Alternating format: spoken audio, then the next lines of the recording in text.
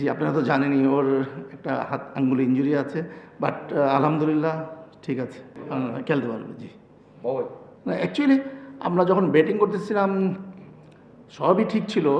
অ টি-20-তে বা অন্যান্য যে কোনো খেলায় ইন এ রো যদি উইকেট পড়ে যায়, ব্যাক টু ব্যাক আমাদের ২ জায়গায় পরপর ৩টা উইকেট গিয়েছে।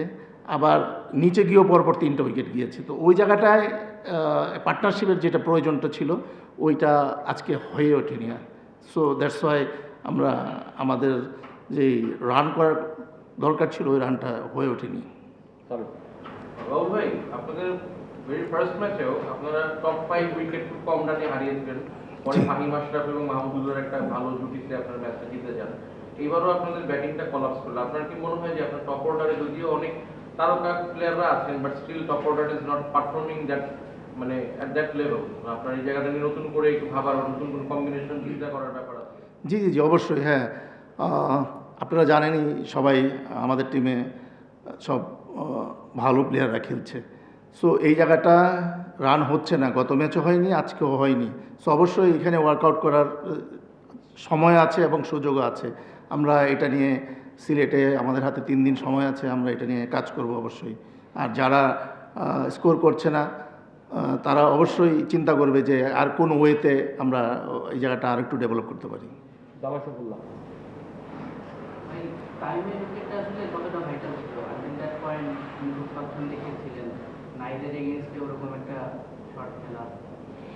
না, অ্যাজ এ প্লেয়ার কে খেলছে কে খেলছে না, যেটা নিয়ে প্ল্যান ছিল যে ৬ ওভারে, যেহেতু আমাদের টেল অনেক বড় থাকে, হ্যাঁ, সো ৬ ওভারে যে অ্যাডভান্টেজটা ওইটা তামিম শুরু থেকে নিচ্ছিল, হচ্ছিল, ওইটা আনফর্চুনেটলি আউট হয়ে গিয়েছে। রাহুল ভাই, রিশাদকে নিয়ে আপনাদের প্ল্যানটা কি? হ্যাঁ, রিশাদ আমাদের ওয়ান অফ দ্য কি বোলার। সো কম্বিনেশনের জন্য হয়তো রিশাদ খেলছে না, বাট মাত্র 2টা গেম গেল, আমরা রিশাদ অবশ্যই আমাদের প্ল্যানে আছে।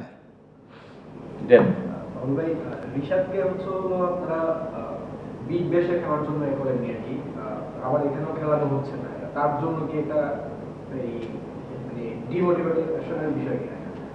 দেখেন, সবাই প্রফেশনাল প্লেয়ার, হ্যাঁ, আর সবার আগে টিম ফার্স্ট। টিম কি চিন্তা করে যে টিম কি কম্বিনেশনে খেললে টিম জিতবে। সো সেই ক্ষেত্রে হয়তো আজকে নাইট ম্যাচ ছিল বা অন্য কম্বিনেশন করতে গিয়ে রিশাদের খেলাটা হচ্ছে না। বাট আমি আগেও বলেছি যে মাত্র 2টো ম্যাচ হলো, অনেক সময় বাকি পড়ে আছে খেলা। সো রিশাদ অবশ্যই খেলবে, রিশাদ আমাদের কি player. Okay, thank you very much. Thank you Babul ভাই। Thank you, thank you.